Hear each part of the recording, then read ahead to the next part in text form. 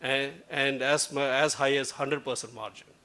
So it all depends on what value you provide and what price you can command. So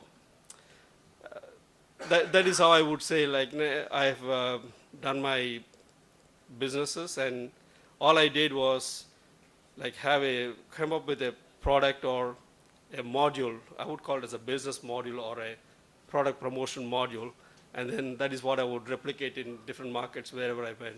And it has really helped me. And everywhere you go, every single person you talk, you learn something. And certain things you learn in one particular geography, one particular market, you can probably use it in the same way or in a slightly modified way in another market which has got a better value for them. And so that is, I would say, the cross-country, cross-geographical intelligence that has really helped me a lot in my career so far. So that is all I've done, and it has given me a lot of success. And I've had a very aggressive career path in my so far. What else? Let me check.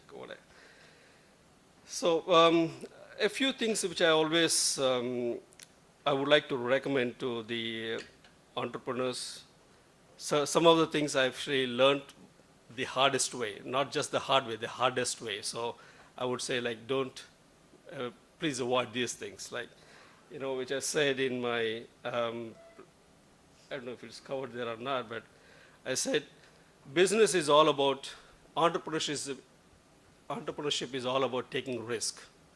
It doesn't mean that you have to risk yourself entirely.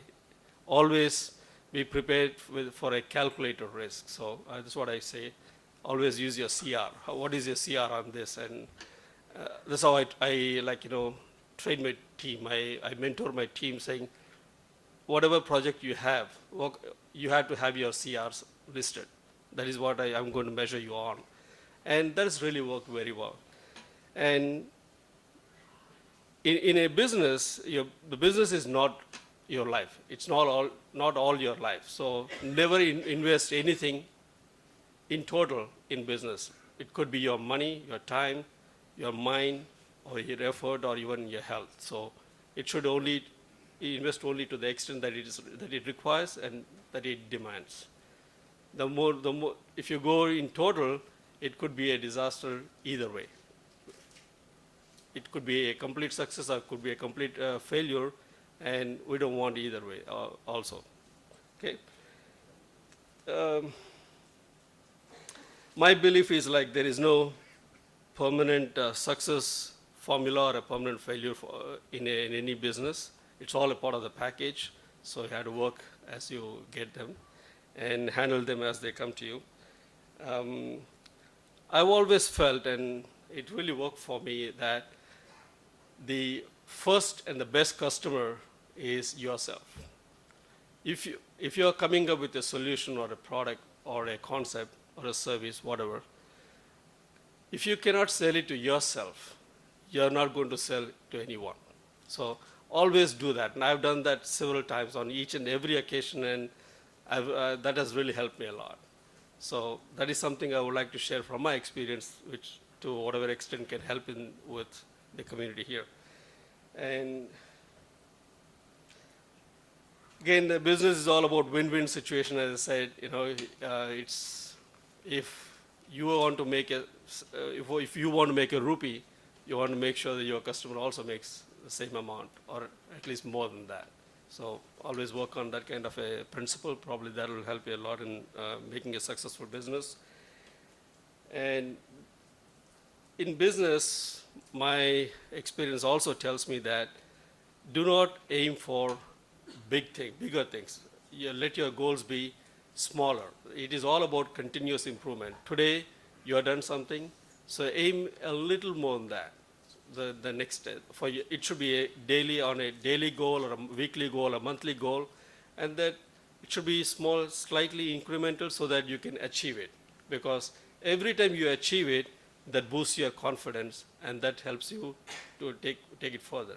And anytime you get a failure, it pulls you back, like ruins your confidence. And most of the times, the negative impact is much stronger than the positive. So well, if you are successful, it'll probably take you one step ahead, but a failure can bring you back 2 or 3 steps down, and then you're going to go, you have to climb that many steps ahead. So always work on smaller goals and taste success. It's like tasting blood. Taste success every time, and then that's going to give you, keep you continuously motivated and boost your confidence.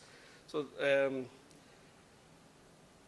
and also, whenever you're working, which other speakers also spoke about, like be clear with what you want to do, how you want to position yourself, your strategy, work on all those, the W's, H's, and like what, where, when, and how, and all the stuff. And this being a entrepreneurship, you'll have to always keep in mind time and the cost. Time is money, cost is money. So these are two important factors.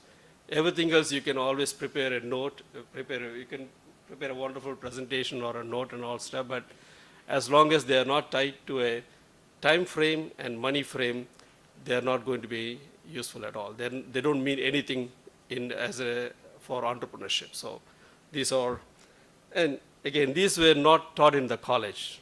I graduated as a veterinarian from the college, so I knew only about animals, physiology, pathology, whatever. But these things I learned from my very first job.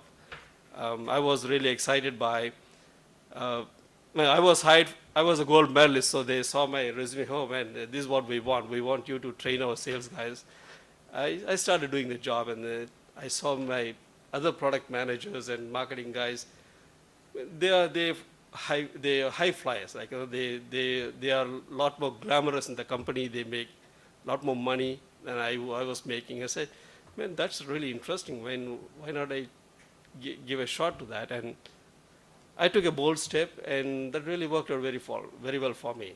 It may not with everyone, but then this is my experience, and I'm sharing it for whatever it is worth with every one of you here. And I know the time constraint here, so respecting that, I would like to take off from here and thanking every one of you and the organizers, Dr. Santosh Ire and Dr. Jeevan, other speakers. Thank you very much for the opportunity here.